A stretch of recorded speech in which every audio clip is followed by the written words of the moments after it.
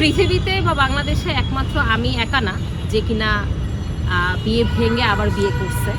বিয়ে করা কোনো খারাপ কিছু না আমি মনে করি, বরং বিয়ে না করে উল্টাপাল্টা কাজ করাটাই খারাপ জিনিস। যেই সমপরিমাণ টাকার জন্য আমার লাইফ একটা মানুষ নষ্ট করছে, সেই সমপরিমাণ টাকা এখন আমি 1 মাসে বা 2 মাসে বা খুব অল্প সময় আমি আর্ন করতে পারি। এটা হচ্ছে প্রচণ্ড নাক ডাকতো, কিন্তু এটাকে আমি এখন পজিটিভলি নেই যে সে আমাকে বিয়ে করে এতটা সুখে আছে, সে নাক ডেকে ঘুমাচ্ছে।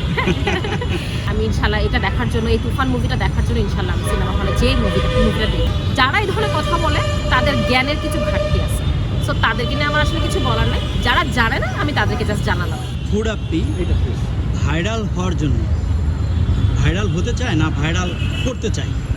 হয়েই যায়। ফুডাপ্পি ভাইরাল হতেও চায় না, ফুডাপ্পি ভাইরাল হওয়ার জন্য কিছু করেও না। মানুষই ফুডাপ্পির কাজকর্ম পছন্দ করে তাকে ভাইরাল করার চেষ্টা করে এবং ভাইরাল হয়ে যায়। কেন সে ভাইরাল হলো, বা কেন তার ভিতরে এমন কি আছে ভাইরাল হওয়ার মতো ফুড আপের ভিতরে? সেটা দর্শক বলতে পারবো। ফুডাপ্পির ভিতরে ভাইরাল হওয়ার মতন কি আছে সেটা আমার থেকে ভালো আমার দর্শকরা বলতে পারবে, কারণ তারাই দেখি দিনরাত আমাকে নিয়ে খুব বেশি ইন্টারেস্ট শো করে। আমি তো যেচে কারোর কাছে কোনো কিছু বলতে চাই না বা কোনো কিছু শো করতে চাই না। যতটুকু যখন যা কিছু প্রয়োজন আমি অতটুকুই বলি, বাট মানুষ এটাকে নিয়ে অনেক রকমের রংচং মাখায় অনেক কিছু রিপ্রেজেন্ট করার চেষ্টা করে, বা অনেক কিছু আছে যে মানে না জেনে অনেক উল্টাপাল্টা কথা বলে, বা জেনে শুনে অনেক উল্টাপাল্টা কথা বলে। তো সব কিছু মিলে বিষয়গুলো আর কি মানুষের কাছে ভাইরাল হয়েই যায়। ফুড আপি 2021 সাল থেকে যাত্রা শুরু আপনার এই ফুড ব্লগার হিসাবে। জি, এই ফুড ব্লগারের এই যাত্রায় কতটি রিসোর্ট এবং হোটেলে আপনার তাদের ভিডিও ক্যাপচার প্লাস খাওয়া হয়েছে? এটার হিসাব আমি বলতে পারবো না। রিসোর্টে আমি 2টা রিসোর্টে মেবি গেছিলাম। একটা রিসোর্টে তো প্রায় 7 থেকে 8 বারের মতো যাওয়া হয়েছে, আর একটাতে একবারই গেছি। আর রেস্টুরেন্ট যেগুলো সেটাতে আমি আসলে গুণে আপনাকে বলতে পারবো না, আনলিমিটেড। ব্লগ করতে যে কোন খাবারগুলো আপনার নিজের ব্যক্তিগতভাবে পছন্দ হয়, যে এই খাবারটা আমার বেশি পছন্দ, এটা আমার বেশি পছন্দ, এর ভিতরে স্পেশালি কোন খাবারটা বেশি পছন্দ হয়? পার্সোনালি আমি ভাত, ভর্তা, রামেন এই জিনিসগুলো খুব পছন্দ করি, খেতে খুব ভালোবাসি। ফিশ বা ফিশ কারি এই টাইপের জিনিসগুলো খুব পছন্দ করি। আবার ঝাল জাতীয় যে কোনো খাবার আমাকে খুব টানে। এই খাবারগুলো ঘুরে ফিরে দেখা যায় যে ব্লগের সময় আমি খুব বেশি এনজয় করি, আর ব্লগ ছাড়াও পার্সোনালি আমি এগুলো পছন্দ করি, এগুলোই বেশি বেশি খাওয়া হয়। তো এই কেন ফুড ব্লগাররা, অন্য ফুড ব্লগার যারা আছে তারা তো স্পেশালি বিশাল খাবারের সমাহার নিয়ে বসে, সেক্ষেত্রে আপনি এত ব্যতিক্রম কেন? না, আমিও বিশাল খাবারের সমাহার নিয়েই বসি, বাট আমি নিজেকে ফিট রাখার এবং মেনটেন করার ট্রাই করি। এই কারণে হয়তো বা অনেকে সামনাসামনি দেখলে বুঝে না যে অ্যাকচুয়ালি আমি ফুড ব্লগিং করি, বা ফুড ব্লগিং হিসেবে যে আমি গত 3-3.5 বছর ধরে কন্টিনিউ করতেছি, এটা অনেকে আসলে অবাক হয়ে যায়। আপনাকে নিয়ে অনেকেই অনেকভাবে বলে যে ফুড আপি আবার বিবাহ করলেন, আগে একটা স্বামী হাজব্যান্ড ছিল এবং সেখান থেকে কেন চলে আসলেন। অনেকের মনে অনেক প্রশ্ন, যেহেতু আপনি একজন সেলিব্রিটি, আপনাকে অনেকেই ফলো করে, অনেকে অনুসরণ করছে, তো এই বিষয়টা আপনি কিভাবে নিচ্ছেন? পৃথিবীতে বা বাংলাদেশে একমাত্র আমি একা না যে কিনা বিয়ে ভেঙে আবার বিয়ে করছে। আর একটা মানুষের সাথে সংসার একজনের নাই হতে পারে, তার মানে এই না যে সে আবার বিয়ে করতে পারবে না। বিয়ে করা কোনো খারাপ কিছু না আমি মনে করি, বরং বিয়ে না করে উল্টাপাল্টা কাজ করাটাই খারাপ জিনিস। আর আমি কখনো কাউকে ছেড়ে আসিনি, বরং টাকার কারণে। পৃথিবীতে বা বাংলাদেশে একমাত্র আমি একা না যে কিনা বিয়ে ভেঙে আবার বিয়ে করছে, আমাকে ছেড়ে গেছে। সো কিছু মানুষ ভুল বুঝতেছে যে হয়তো আমি আমার সংসার ত্যাগ করে আসছি, ব্যাপারটা এরকম না। ব্যাপারটা হচ্ছে যে টাকার কারণে আমাকেই ছেড়ে দিছে। তো এই বিষয়গুলো আমি অনেকবার খুব সুন্দর মতন খোলাসা করছি, খুব সুন্দরভাবে সবাইকে বুঝাইছি।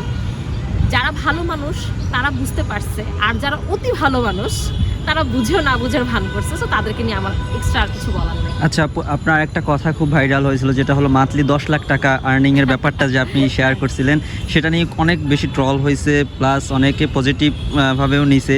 তো আপনার আসলে মান্থলি আর্নিং কত? আসলে মান্থলি আর্নিং কত এটা কোনো বিষয় না। 10 লক্ষ টাকার 12 লক্ষ টাকার যে বিষয়টা আসছে, সেটা হচ্ছে যে যেই সমপরিমাণ টাকার জন্য আমার লাইফ একটা মানুষ নষ্ট করছে, সেই সমপরিমাণ টাকা এখন আমি 1 মাসে বা 2 মাসে বা খুব অল্প সময় আমি আর্ন করতে পারি, এটাই আমি বুঝাইছি। এখন ওই যে বললাম না যে কিছু মানুষ আছে যারা ভালো মানুষ তারা বুঝে, আর যারা অতি ভালো মানুষ তাদেরকে হাজার বুঝেও লাভ নাই। সো তাদেরকে নিয়ে আসলে কিছু বলার নেই, কথাটা আসলে ওভাবেই আসছিল।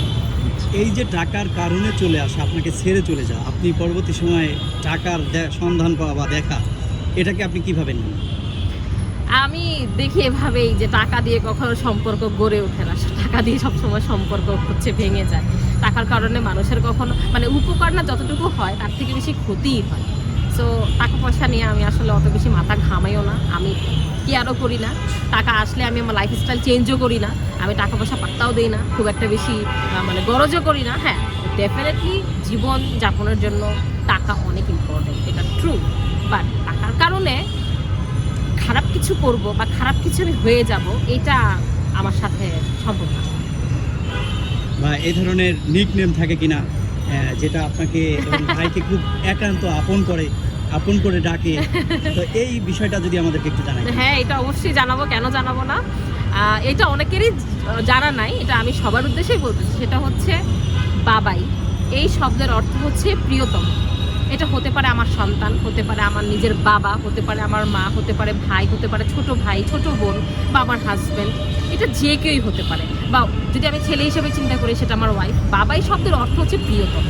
সো আমি আমার হাজব্যান্ডকে প্রিয়তম অর্থাৎ বাবাই বলে ডাকি। এখন এতে করে অনেকে মনে করে যে হ্যাঁ, বাবাই তো শুধুমাত্র সন্তানকে বলতে হয় বা বাবাকে বলা যায়, আর কাউকে বলা যায় না। যারা এই ধরনের কথা বলে তাদের জ্ঞানের কিছু ঘাটতি আছে। সো তাদেরকে নিয়ে আমার আসলে কিছু বলার নাই। যারা জানে না আমি তাদেরকে জাস্ট জানালাম যে বাবাই শব্দের অর্থ হচ্ছে প্রিয়তম, এবং আমি আমার হাজব্যান্ডকে আদর করে বাবাই বলে ডাকি। এবং এটা নিয়ে তার বা তার পরিবারের, আমার কিংবা আমার পরিবারের কারোর কোনোই সমস্যা নেই। সমস্যা শুধু কিছু অতি শিক্ষিত পাবলিকের। আসলে ভাইয়ার যে সাথে থেকে কোন জিনিসগুলো আপনার সবচেয়ে বেশি ভালো লাগে, এই ভালো লাগার 3টি গুণের কথা আপনি একটু বলেন। আচ্ছা, আমার হাজব্যান্ডের একটা বিশেষ গুণ আছে, সেটা হচ্ছে সে ধনী বলেন, গরিব বলেন, কোটিপতি বলেন বা দিনমজুর বলেন, সকলের সাথে খুব রেসপেক্টফুলি কথা বলেন। এইটা আমি তার কাছ থেকে শিখছি। আমার যখন বিয়ে তার সাথে হয়ও নাই, তার সাথে আমি জাস্ট বাহিরে দেখা করছি, তখন আমি দেখলাম সে রিক্সা ভাড়া ঠিক না করে উঠে গেছে। রিক্সা থেকে নেমে সে জিজ্ঞেস করতেছে রিক্সাওয়ালা মামাকে যে আমি কত টাকা আপনাকে দিব।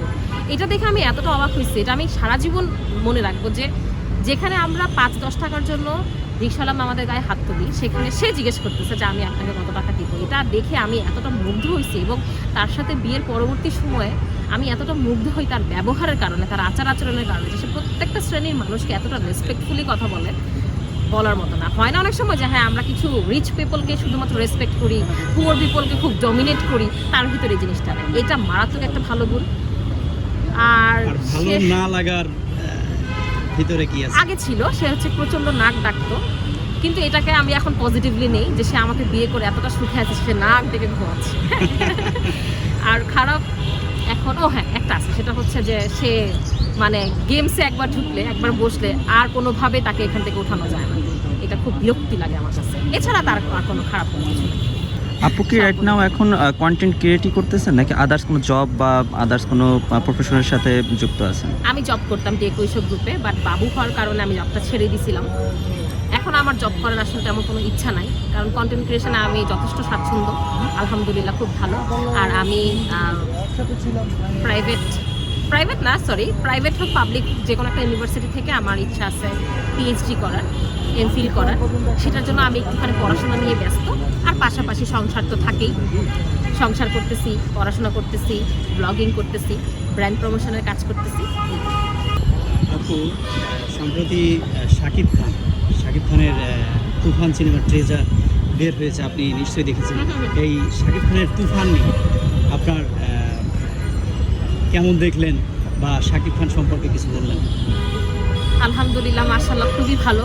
আমি ওনার ফ্যান হই বা হেটার হই, যেটাই হই না কেন, ওনার যে টিজারটা আমি দেখছি, এটা দেখে আমার কাছে মনে হয়েছে যে না, হয়তো যদি এটা ইনশাল্লাহ রিলিজ পায়, আমি দোয়া করি, আমি ইনশাল্লাহ এটা দেখার জন্য, এই তুফান মুভিটা দেখার জন্য ইনশাল্লাহ আমি সিনেমা হলে যে মুভিটা দেখবো। এবং যদি এই ধরনের মুভি রেগুলার আনতে পারে, তাহলে আমার মনে হয় বাংলাদেশের যারা দর্শকরা আছে, সিনেমা লাভার যারা, তারা ইনশাল্লাহ আস্তে আস্তে করে হলমুখী হবে বাংলাদেশের সিনেমা দেখার জন্য, বা শাকিব খান যিনি সুপারস্টার, ওনার মুভি দেখার জন্য হলমুখী হবে।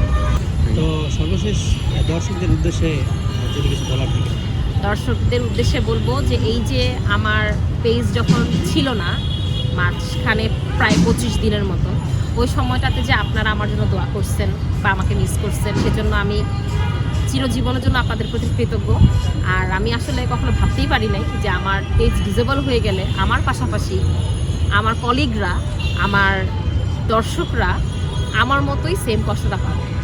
সো দর্শকদের কাছে অনেক অনেক শুক্রিয়া, এবং আমার কলিগ যারা ছিল, ফুড ব্লগার হোক বা অন্য কোনো কন্টেন্ট ক্রিয়েশনে থাকুক, তারা যে আমাকে অনেক বেশি অ্যাপ্রিসিয়েট করছে, সাপোর্ট করছে মেন্টালি, এবং হচ্ছে পেজ, আমার নতুন পেজ ফাবুদা ফুড আপে আসার পরে যে তারা এই পেজ থেকে অনেক কিছু শেয়ার করছে বা অনেক কিছু তারা হেল্প করার চেষ্টা করছে, সেজন্য অনেক অনেক শুক্রিয়া, অনেক অনেক ধন্যবাদ। আচ্ছা, লাস্ট একটা প্রশ্ন যেটা আপনার কাছে অনেক সহজ। আমরা সবাই আপনাকে ফুড আপি বলে জানি, বাট আমার মনে হয় ম্যাক্সিমাম লোক জানে না আসলে আপনার পুরো নামটা। এটা একটু আমার পুরো নাম হচ্ছে ফাবিয়া হাসান মনি।